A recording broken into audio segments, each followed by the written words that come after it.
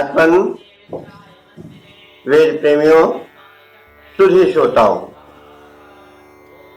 अब हम ऋग्वेद के प्रथम मंडल के 26वें सूक्त के चौथे मंत्र की व्याख्या में प्रवेश करने जा रहे हैं। यह मंत्र गायत्री छंद में निबद्ध है। इस मंत्र के दृष्टा हैं सुनाशेप और देवता हैं अग्नि। इनका परिचय हम पूर्व प्राप्त कर चुके हैं। इसका शीर्षक होगा अग्नि द्वारा आवाहित वरुणादि देव यज्ञ में पधारे। तो अब हम मंत्र पाठ करें। ओम आनो वर्हिरिषादशो वरुणो मित्रो अर्यमा सीदन्तु मनुष्यो यथा। शब्दार्थ देखें। ऋषादश वरुण मित्र अर्यमा। ऋषादश का अर्थ है हिंसक शत्रुओं के विनाशक। अर्यमा मित्र वरुण। वरुण और मित्र और अर्यमा देवता हैं। तो वरुण देवता के विषय में हम बहुत पहले जान चुके हैं। वे सृष्टि के संचालन के नियमों का नियमन करने वाले हैं। मित्र सूर्य का ही एक रूप है जो हितकर रूप है, और अर्यमा भी सूर्य ही का एक पर्याय है। थोड़ा अर्थों में विभिन्न होता है, क्योंकि हमारे यहाँ एक वस्तु के जितने गुण हैं उन गुणों को प्रकाशित करने वाले शब्दों को रखा गया है। वे पर्यायवाची है, लेकिन प्रत्येक शब्द की अपनी अपनी अलग विशेषता होती है।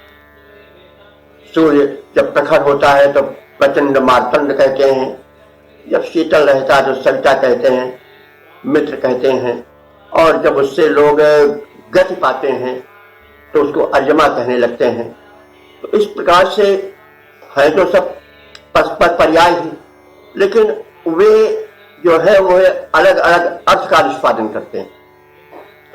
इसलिए व्याख्या के समय, अर्थ बोधन के समय उस शब्द के वैशिष्ट्य पर वो किस विशेष को कहना चाह रहा है, अर्थ में क्या वैशिष्ट्य लाना चाह रहा है, इस बात को हम ध्यान में रखें। तभी हम अर्थ के अवबोधन में पूर्ण सक्षम हो पाएंगे और अर्थ का आनंद उठा पाएंगे। तो यहां पर कहा गया ऋषादशा, जो हिंसक शत्रुओं के विनाशक है। यह बहुत बड़ी चीज है।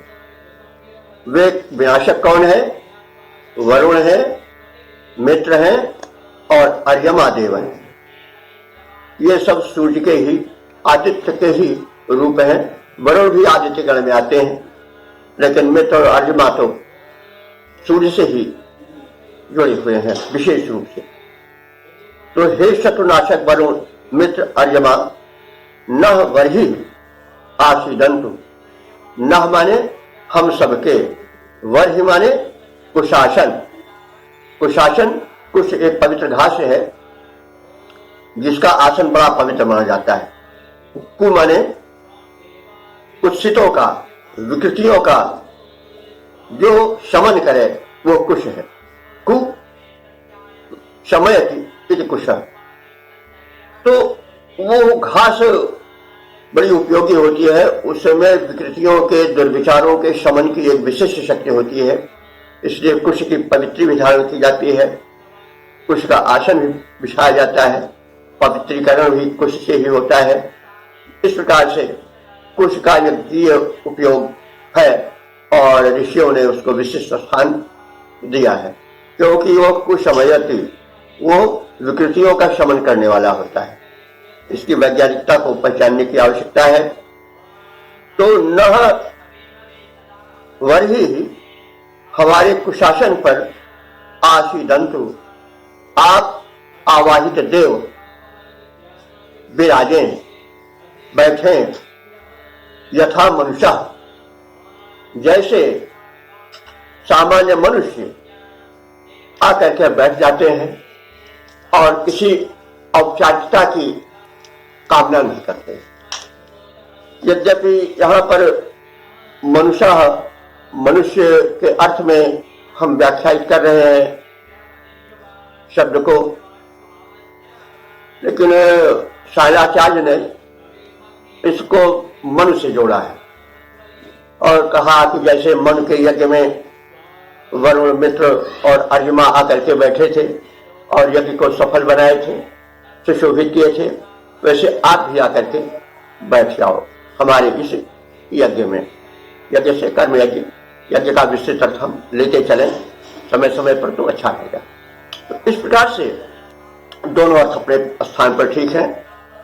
जैसे सामान्य मनुष्य बिना किसी औपचारिकता को ध्यान में रखते हुए आकर के प्रेम पूर्वक बैठ जाते हैं, वैसे जो ये शत्रु संहारक वरुण, मित्र और अर्यमा देवता हैं, वे भी हमारे इस यज्ञ में आकर बैठे। हे अग्निदेव, आप इनके आवाहक हो। तो इस प्रकार से हम इस मंत्र का संक्षिप्त शब्दार्थ एवं व्याख्या से अवगत होकर अब इसके पद्य रूपांतरण में प्रवेश करेंगे। इस यज्ञ में बिछाया, इस यज्ञ में बिछाया मैंने सुघर कुशासन, इस यज्ञ में बिछाया मैंने सुघर कुशासन, आकर यहाँ विराजो यह प्रार्थना हमारी, आकर यहाँ विराजो यह प्रार्थना हमारी। ये देव वर या जो मित्र अर्यमा है, जिनमें के बल विपुल है, जिनमें के बल विपुल है, जो शत्रु शक्तिहारी, वे सभी यहाँ विराजें, वे सभी यहाँ विराजें प्रसरित कुशासनों पर, वे सभी यहाँ विराजें प्रसरित कुशासनों पर। बनकर हिति हमारे ये देव तेजधारी, बनकर हिति हमारे ये देव तेजधारी। जैसे कि मित्र के घर, जैसे कि मित्र के घर है मित्र बैठ जाते, वैसे ही बैठ जाएं, कर दें मुझे सुखारी, वैसे ही बैठ जाएं, कर दें हमें सुखारी, कर दें हमें सुखारी। वेद प्रेमियों, सुधे श्रोताओं, अब हम ऋग्वेद के प्रथम मंडल के 26वें सूक्त के 5वें मंत्र की व्याख्या में प्रवेश करने जा रहे हैं। यह मंत्र गायत्री छंद में निबद्ध है। इसके ऋषि हैं आदिगति, सुनाशेप, देवराज, वैश्वामित्र और देवता अग्नि है। शीर्षक है अग्निदेव मित्र भाव से प्रार्थनाएं सुने। तो अब हम मंत्र को सुने। पूर्व्यहोतारस्य ओम पूर्व्यहोतारस्य नो नंदस्व सख्यश्रता इमाउषु शुधे गिरा। शब्दार्थ से परिचित हो लें। पूर्व होता, पूर्व होता, होता होत का संबोधन है।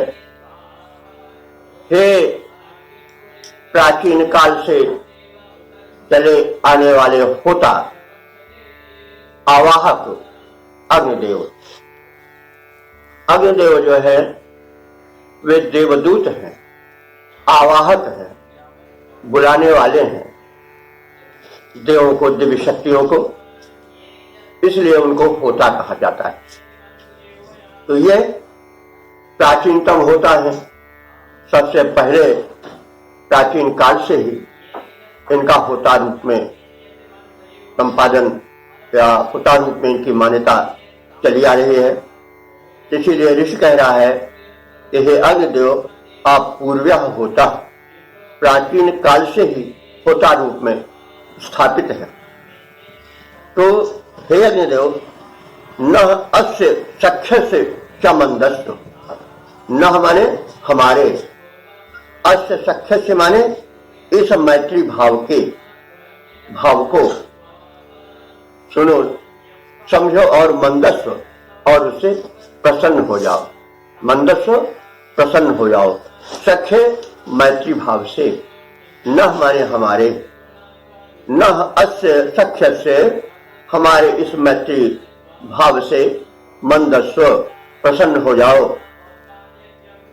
इमह गिरा, इमाह गिरा, गिरा इमाह माने ये, गिरा माने अस्तुतिवाणियां, न माने हमारी। तो इमाह गिराह ये हमारी अस्तुतिवाणियां, उसु माने उत्तम रीत से, सु माने सुंदरता से, सुध माने सुनो। तो हमारी ये जो अस्तुतिवाणियां हैं इनको आप उत्तम रीत से सुनो और प्रसन्न हो। तो इसमें यह कहा गया है कि हे पुरातन होता अग्निदेव, आप हमारे इस कर्म यज्ञ से और हमारे मित्र भाव से प्रसन्न हो और हमारी स्तुतियों को भली प्रकार से सुनो। यहां पर ध्यान देने की बात यह है कि ऋषि क्यों मित्र भाव को ही प्रधानता दे रहा है। वह भक्त के विविध भाव है, जैसे स्वामी सेवक भाव, और इसी प्रकार से और भी तमाम भाव हैं जिनकी पहले चर्चा हो चुकी है। एक भाव सख्य भाव भी है। तो यहां पर सख्य भाव की प्रधानता का कारण यह है कि स्वामी और सेवक भाव में तो सेवक बड़ा संकुचित रहता है। वह अपनी बात खुले स्पष्ट रूप में स्वामी के समक्ष निवेदन नहीं कर पाता है। तो सख्य भाव में अगर कुछ थोड़ा एक मित्र मित्र से कुछ अनुचित भी कह जाए थोड़ी देर के लिए हंसी मजाक के रूप में, तो उसे क्षम्य समझा जाता है, मित्र हंसकर रह जाता है। लेकिन हम स्वामी के सामने तो ऐसा नहीं कर सकते हैं, क्योंकि स्वामी के साथ बहुत ठिठुर कर रहना पड़ता है।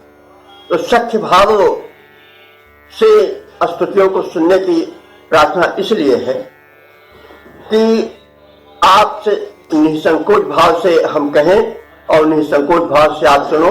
यदि कथन में कुछ किसी प्रकार से थोड़ी उच्छृंखलता आ जाती है तो वो भी क्षम्य है, जैसा मित्र भाव में होती है।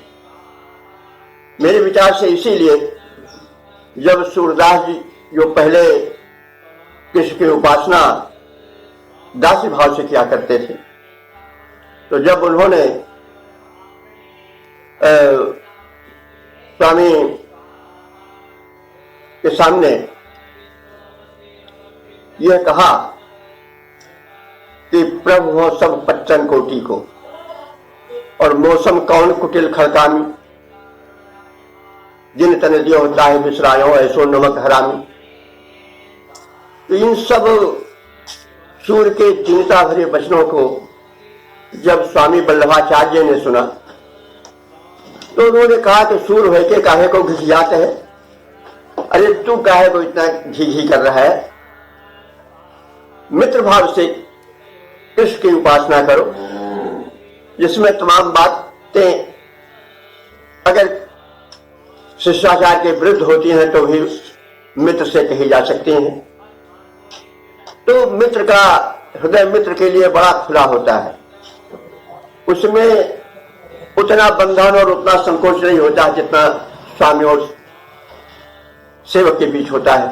सेवक बड़ा ठिठुरा रहता है, ठीक से अपने उद्गार प्रकट नहीं कर पाता है, किंतु सखा कुछ थोड़ा हंसी मजाक में शिष्टाचार का भी उल्लंघन कर जाता है तो जीव है वह कुछ दुर्बलताओं को लेकर पैदा ही होता है। तो इसलिए कुछ विचारकों की दृष्टि में सख्य भाव बड़ा सुंदर भाव है भगवान से भक्ति से जोड़ने का।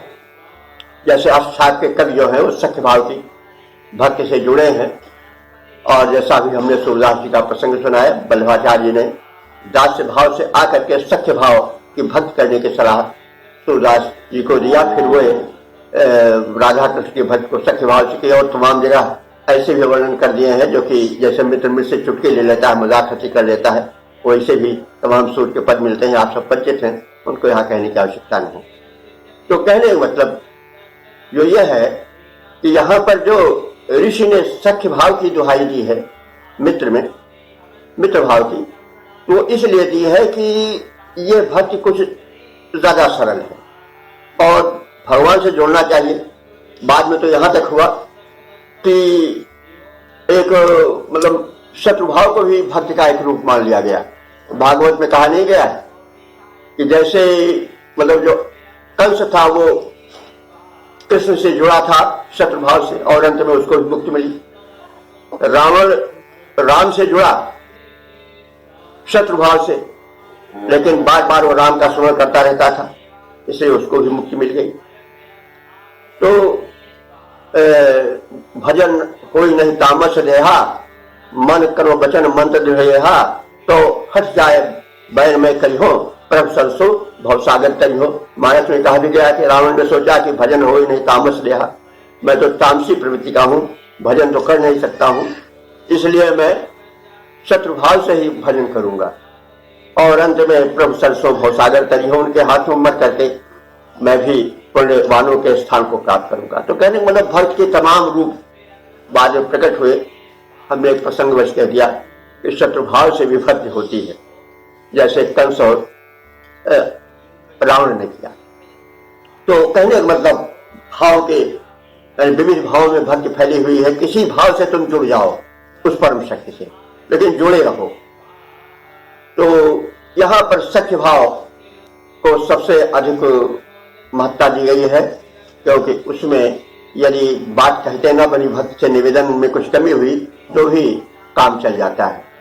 तो वेद तो सभी का प्रेरक है, सभी विचारों के मूल उसमें है और उसी से संसार में जितने भाव निकले हैं, जितने विचार निकले हैं, जितने प्रबंधन निकले हैं, जितनी दार्शनिक विचारधाराएं फैली हैं, वो सब वेदों से ही हैं। आप लोग सुनते जाइएगा तो देखिएगा कि कितने गूढ़ मंत्र है वेद के और जितनी भावनाएं, जितनी विचारधाराएं हैं, उन सबका मूल जो है वो वेदों में निगूढ़ है। तो यहाँ पर भक्ति का जो सख्य भाव है उसको प्रधानता दी गई है, जिसका विकास बाद में संस्कृत साहित्य में और हिंदी साहित्य में भी हुआ है। तो इस प्रकार से हम इसकी व्याख्या श्रवण के उपरांत अब इसका छंदोबद्ध रूप देख लें। हे अग्नि देवता, आप पुरातन होता है हितकारी, यह विनती सुने हमारी, यह विनती सुने हमारी। आप यज्ञ की महिमा जाने, आप यज्ञ की महिमा जाने, उसकी विधियों को पहचाने, यज्ञ कर्म करता हम सबको हितकर मित्र भाव से माने, हितकर मित्र भाव से माने, मित्र भाव से हो प्रसन्न स्तुतियां सुने हमारी, मित्र भाव से हो प्रसन्न स्तुतियां सुने हमारी। हे अग्नि देवता, आप पुरातन होता है हितकारी। तो मित्र भाव से सुनने के निवेदन का तात्पर्य हुआ कि कुछ त्रुटि रह गई हो तो भी आप उसे ध्यान नहीं देंगे, जैसे मित्र किसी भी बात को ज्यादा ध्यान मित्र नहीं देता। ओम वेद प्रेमियों, सुधीर सज्जनों, श्रोताओं, संप्रति हम ऋग्वेद के प्रथम मंडल के 26वें सूक्त के 6ठे मंत्र की व्याख्या में प्रवेश करने जा रहे हैं। यह मंत्र गायत्री छंद में निबद्ध है। दृष्टा ऋषि हैं आदि गर्द सुनाशे, देवरात वैश्वामित्र और देवता हैं अग्नि। मंत्र का शीर्षक है अग्नि उपासना में सारी उपासनाएं समाहित। तो अग्नि के स्वरूप को समझ लेना परम आवश्यक होता है। और हम स्वरूप को जब तक नहीं समझ पाते हैं तब तक देवत्व की सूक्ष्मता से परिचित नहीं हो पाते। अग्नि समीर आदि हैं बड़े निकट के देवता, बड़े उपयोगी हैं। हम किसी देवता को जो किसी स्थान विशेष में, मंदिर, मस्जिद, गुरुद्वारे या चर्चा में बैठे हैं, उनके दर्शन लाभ न करें, उनसे कुछ दिन के लिए वंचित रह जाएं तो हमारा कोई विशेष अनिष्ट नहीं होगा। लेकिन अगर पवन देव, अग्निदेव से हम वंचित हो जाएं तो जीवन दुर्भर हो जाएगा। तो इस तरह से ये प्रत्यक्ष देवता हैं, ये प्रतीक रूप में नहीं है, लेकिन अति परिचयाद अवज्ञान एक सूत्र है कि जब कोई बहुत निकट हो जाता है तो भले ही बड़ा महान हो, उसकी अवज्ञा माने उसका तिरस्कार होने लगता है। तो वही बात है, अति परिचयाद अवज्ञा का सूत्र मानवीय दुर्बलता के कारण या प्रकृति के कारण यहां माना जा सकता है। तो अग्नि आदि देव है। विज्ञान भी बताता है कि पहले धरती आग का एक गोला थी, धीरे धीरे ऊपर की परत ठंडी हुई, धरती बनने लगी और उस बनी हुई ऊपरी परत धरती को द्युलोक में व्याप्त जो अग्नि का एक बहुत बड़ा स्थान है, केंद्र है, सूर्य, उस रूप में उसे जीवन मिलने लगा। बहरहाल अग्नि वह सर्वव्यापी है। वह द्युलोक में जो अंतरिक्ष से ऊपर का लोक है, जिसको हम स्पेस कहते हैं, वहां वह सूर्य के रूप में विद्यमान है। वह अंतरिक्ष में विद्युत धारा के रूप में विद्यमान है, समुद्र में बड़वाग्नि के रूप में और सब प्राणियों के शरीर में जठराग्नि के रूप में विद्यमान है। उसकी महत्ता, उसका देवत्व सर्वाधिक है। कुछ इसी वैज्ञानिकता को इस मंत्र में व्यक्त किया गया है कि जो दिव्य शक्तियां हैं, कोई भी हो, उनकी हम उपासना करें, किंतु वह उपासना अंत में अग्निदेव को ही प्राप्त होती है। अग्नि ही उससे प्रबल होती है, पुष्ट होती है, हमारा हित होता है। तो कहने का मतलब सभी उपासनाओं के केंद्र में अग्नि की ही उपासना सन्निहित है। इस आशय से संबंधित यह मंत्र है। तो अग्नि आदिदेव हैं, उनसे संबंधित यह मंत्र इस प्रकार से पठनीय है। ओम यच्चिद्धि शश्वता तना देवं देवं यजामहे त्वयि इद्धूयते हविः। शब्दार्थ जाने। यत् चित ही, यद्यपि भले ही, शाश्वता माने शाश्वत यानी सनातन काल से देवान विविध देवों से संबंधित उपासनाएं, तना माने विस्तृत है, तन धातु है नहीं, जो तनोति विस्तार के अर्थ में प्रयुक्त है, तो तना माने विस्तृत प्रचलित है। भले ही सनातन काल से भिन्न भिन्न देवों की स्तुतियां, उपासनाएं प्रचलित हैं, वे शाश्वत हैं, तथापि जो है वो वे सारी स्तुतियां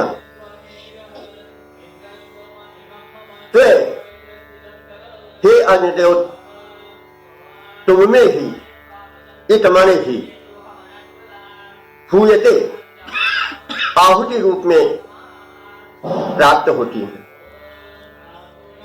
हवि ही आहुति रूप में हुए माने हवन की जाती है, प्राप्त होती है। और ऐसे हे अग्निदेव, हम तुम्हारी यजामह माने यज्ञ कर्म द्वारा उपासना करते हैं। तो तात्पर्य हुआ कि भले ही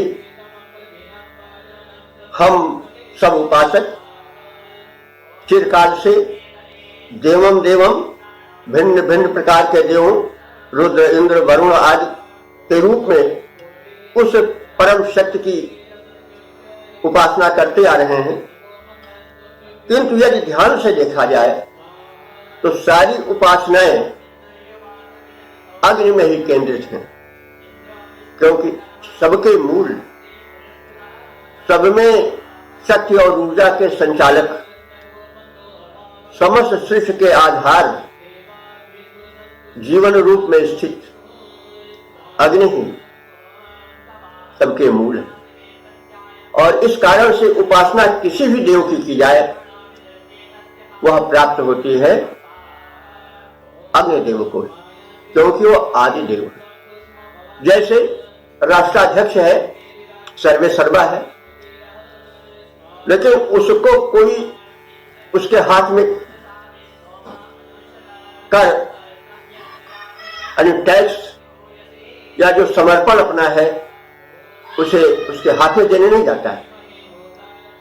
वो छोटे से छोटे कर्मचारी को दिया जाता है, लेकिन वो होते होते अंत में पहुंचता है राष्ट्राध्यक्ष के कोष में। तो दिया तो गया सबसे छोटे कर्मचारी को, कलेक्टर को, मतलब कलेक्शन करता है उस टैक्स का, लेकिन वो होते होते जाता है किसके पास है? राष्ट्राध्यक्ष के पास, राजा के पास। तो वैसे ही जो भी उपासनाएं हैं वो भले ही भिन्न भिन्न देवों के नाम से की जाती हो, उन्हें आहुतियां डाली जाती हैं, लेकिन सब मिलाकर के अंततः वे उस परम देव आदि देव अग्नि के पास ही पहुंच जाती हैं। इस प्रकार से अग्नि की महिमा अनंत है, अखंड है और आदिकाल से मूल रूप में यह ऋषि का कक्ष है।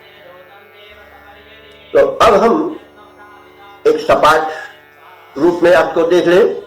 हे अग्नि रूप परमेश्वर, जैसे सनातन काल से देवताओं को यजन द्वारा सत्कृत करने की सनातन रीति चली आ रही है, उसके अनुसार हम हव्यों को, पूजार्चन सामग्रियों को भिन्न भिन्न देवताओं को अर्पित करते चले आए हैं। फिर भी वे सारे समर्पण भले देवता विशिष्ट किसी खास देव को दिए गए हों, लेकिन अंततः वे उस परम देव आदि देव अग्नि तक पहुंचते हैं। यही बात गीता में कही गई है कि सर्वदेव नमस्कार केशवम प्रति गच्छति। समस्त नमन किसी भी देवता को किया जाता हो, लेकिन वह अंत में केशव के पास ही पहुंचता है। परमात्मा के रूप बदलते हैं, कभी कुछ कभी कुछ कभी कुछ, लेकिन है तो वो मूल रूप में एक ही। नाम कुछ भी दे दो। यम शैवासम पार्थे शुभ ब्रह्मेत वेदांतो बौद्धा बुद्धो प्रमाण पटवा करते नैयायिका आहार जैन शासन तथा कर्मेत मीमांसका स्वयं धातु वांछित फलम त्रैलोक्यनाथो है। जिस परम शैव को शैव लोग शिव मानते हैं और जो वेदांती हैं उसको ब्रह्म मानते हैं। जैन धर्मावलंबी लोग उसको जिन रूप में मानते हैं, बौद्ध मतावलंबी उसे बुद्ध रूप में मानते हैं।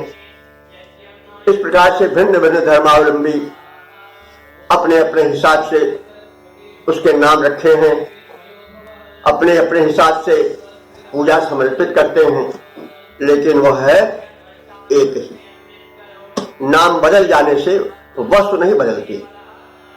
सूर्य को कुछ भी कह लो, अग्नि को कुछ भी कह लो, लेकिन उसका रूप बदलेगा नहीं, मूल वही रहेगा। और इस बात को ऋषि ने बहुत पहले समझा दिया, और हमें भी चाहिए कि हम इस भिन्न देववाद के चक्कर में पड़ करके तलवार खींचकर न खड़े हो जाएं। जैसा हो रहा है, इतने हम आगे बढ़ गए हैं, चंद्रलोक पर हम चरण रख चुके हैं, मंगल लोक की यात्रा के लिए तैयारी कर रहे हैं, लेकिन अभी हम उस संकुचित दायरे से नहीं निकल पाए। अभी अल्लाह, खुदा, गॉड, ईश्वर, राम, रहीम के नाम पर हम झगड़ते आ रहे हैं और अपने अस्तित्व तक को संकट में डाल रहे हैं। तो यह एक संकुचित दृष्टिकोण है। इसे यदि मनुष्य को इस धराधाम पर सुरक्षित रहना है तो इस संकुचित दृष्टिकोण को मिटाए और ईश्वर अल्लाह एक ही नाम, सबको सन्मति दे भगवान, इस विचारधारा से उत्पन्न होते हैं। अब हम इसके छंदोबद्ध रूप को देखें। हे प्रभु, तुमको हवि अर्पित कर सुख पाता मैं भारी, सब में है पैठ तुम्हारी। हवि द्वारा सुर सत्कृत होते है यह रीति पुरानी, तुमको हवि से सत्कृत करने की मैंने भी ठानी। किंतु सत्य यह भगवन, किंतु सत्य यह भगवन, हवि जो भी अर्पित की जाती लौट अंततः वह प्रभुवर तेरी सेवा में आती। हे देवों के देव, तुम्ही तो हो सबके अधिकारी। हे देवों के देव, तुम्ही तो हो सबके अधिकारी। हे प्रभु, तुमको हवि अर्पित कर सुख पाता मैं भारी, क्योंकि तुम्हें एकमात्र उस हवि के हो अधिकारी और समस्त तुम्हें जो अर्पण होता है हम किसे भी दें किंतु जाएगा तुम्हारे ही पास। इस प्रकार से एक दिव्य भावना और दिव्य और उत्कृष्ट और व्यापक विचार को ऋषि ने इस मंत्र में प्रस्तुत किया है और वो अनुकरणीय है।